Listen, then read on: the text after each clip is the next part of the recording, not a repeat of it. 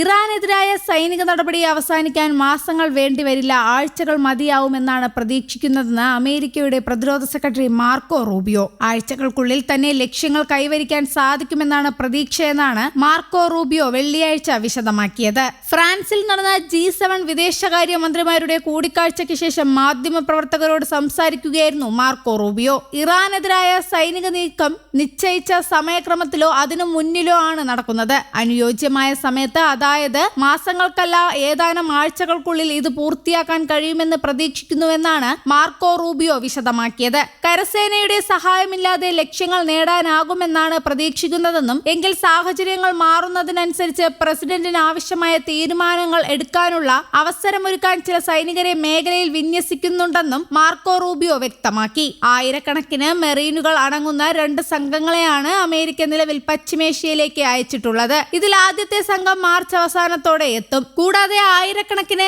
Airborne സൈനികരെയും pentagon വിന്യസിക്കുമെന്നാണ് കരുതപ്പെടുന്നത്. ഫെബ്രുവരി 28-ന് പരമോന്നത നേതാവിനെയും മറ്റു ഉന്നത ഉദ്യോഗസ്ഥരെയും വധിച്ചുകൊണ്ട് അമേരിക്കയും ഇസ്രായേലും ആരംഭിച്ച യുദ്ധം ദീർഘകാലം നീണ്ടുനിൽക്കുന്ന ഒരു കരയുദ്ധമായി മാറുമോ എന്ന ആശങ്കയാണ് വലിയ രീതിയിലെ സൈനിക വിന്യാസം മുന്നോട്ട് വെക്കുന്നത്. അമേരിക്ക ഇസ്രായേൽ ലക്ഷ്യങ്ങൾക്കും ഗൾഫ് രാജ്യങ്ങളിലെ സിവിലിയൻ കേന്ദ്രങ്ങൾക്കും കപ്പലുകൾക്കും നേരെ ഇറാൻ നടത്തിയ തിരിച്ചടികൾ ആഗോളതലത്തിൽ ഊർജ്ജ ചരക്ക് വ്യാപാരത്തെ സാരമായി ബാധിച്ചിട്ടുണ്ട്. ഇത് വിലക്കയറ്റത്തിനും സാമ്പത്തിക മാന്ദ്യത്തിനുമുള്ള ഭീതി ഉയർത്തിയിരിക്കുകയാണ്. യുദ്ധം അവസാനിപ്പിക്കാൻ പ്രസിഡന്റ് ഡൊണാൾഡ് ട്രംപ് താൽപര്യം പ്രകടിപ്പിക്കുന്നുണ്ട്. നയതന്ത്ര പരിഹാരത്തിനായുള്ള ചർച്ചകൾ ഫലപ്രദമായി നടക്കുന്നുണ്ടെന്ന് ട്രംപ് ആവർത്തിക്കുമ്പോഴും ഇത്തരം വാദങ്ങളെല്ലാം ഇറാൻ തള്ളുകയാണ്. ഉപരോധിക്കപ്പെട്ട ഹോർമൂസ് കടലിടുക്ക് വീണ്ടും തുറക്കാൻ ഇറാൻ നൽകിയിരുന്ന സമയപരിധി ട്രംപ് 10 ദിവസം കൂടി നീട്ടിയിട്ടുണ്ട്. യുദ്ധം അവസാനിപ്പിച്ചതിന് ശേഷവും ഹോർമൂസ് കടലിടുക്കിലൂടെയുള്ള കപ്പൽ ഗതാഗതത്തിന് ഇറാൻ ചുങ്കം ഏർപ്പെടുത്താനുള്ള സാധ്യതയെക്കുറിച്ച് റൂബിയോ G7 വിദേശകാര്യ മന്ത്രിമാരുമായി ചർച്ച ചെയ്തു. ഈ ജലപാതയിലൂടെയുള്ള വ്യാപാരത്തിന്റെ ഗുണഭോക്താക്കളായ യൂറോപ്യൻ, ഏഷ്യൻ രാജ്യങ്ങൾ ഇതിന്റെ സുരക്ഷാ ചുമതലയിൽ പങ്കാളികളാകണമെന്ന് മാർക്കോ റൂബിയോ പറഞ്ഞു. ഈ വ്യാപാര മേഖലയിൽ അമേരിക്കയ്ക്കുള്ള ആശ്രയത്വം കുറവാണെന്നും മാർക്കോ റൂബിയോ കൂട്ടിച്ചേർത്തു.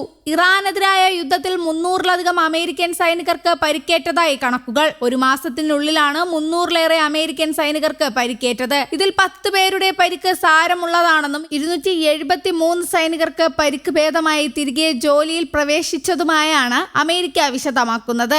ഗുരുതര പരിക്കേറ്റവരിൽ ഏറെ സൈനികർക്കും പരിക്കേറ്റിരിക്കുന്നത് തലയിലാണ്. ഇത് ഓർമ്മ സംബന്ധിയായ തകരാറുകൾക്കും മൈഗ്രെയിൻ അടക്കമുള്ള പല ബുദ്ധിമുട്ടുകൾക്കും കാരണമാകുന്നതാണെന്നാണ് റിപ്പോർട്ട്. ഇറാൻ ഡ്രോൺ ആക്രമണം, സ്ഫോടനങ്ങൾ എന്നിവയിലാണ് ഏറിയ പങ്കും പരിക്കുകൾ സംഭവിച്ചിട്ടുള്ളത്. യുദ്ധം അവസാനിപ്പിക്കാൻ 15 നിർദ്ദേശങ്ങൾ ഇറാൻ അമേരിക്ക നൽകിയെങ്കിലും അതിനോട് ഇറാൻ പ്രതികരിച്ചിട്ടില്ലെന്നും മാർക്കോ റൂബിയോ പ്രതികരിച്ചു. അതേസമയം വെള്ളിയാഴ്ച സൗദി അറേബ്യയിലെ പ്രിൻസ് സുൽത്താൻ എയർബേസിന് നേരെയുണ്ടായ ഇറാൻ ആക്രമണത്തിൽ 10ഓളം US സൈനികർക്ക് പരിക്കേറ്റിട്ടുണ്ട്. ടാങ്കുകളിൽ ഇന്ധനം നിറയ്ക്കാനുള്ള ടാങ്കിലും ആക്രമണത്തിൽ സാരമായ കേടുപാടുകൾ സംഭവിച്ചിട്ടുണ്ട്. ഓപ്പറേഷൻ എപ്പിക് ഫ്യൂരിയിൽ 300ഓളം അമേരിക്കൻ സൈനികർക്ക് പരിക്കേറ്റതായാണ് അമേരിക്ക പുറത്തുവിട്ടിരിക്കുന്ന കണക്കുകൾ. ഇതിനിടെ 3ാമത്തെ വിമാനവാഹിനി കപ്പലും അമേരിക്കയിൽ നിന്ന് പശ്ചിമേഷ്യയിലേക്ക് പുറപ്പെട്ടിട്ടുണ്ട്. ഇതോടെ 3 വിമാനവാഹിനി കപ്പലുകളാണ് ഇറാനെതിരെ അമേരിക്ക പശ്ചിമേഷ്യയിൽ വിന്യസിച്ചിട്ടുള്ളത്. News desk, Kerala Kaumudi.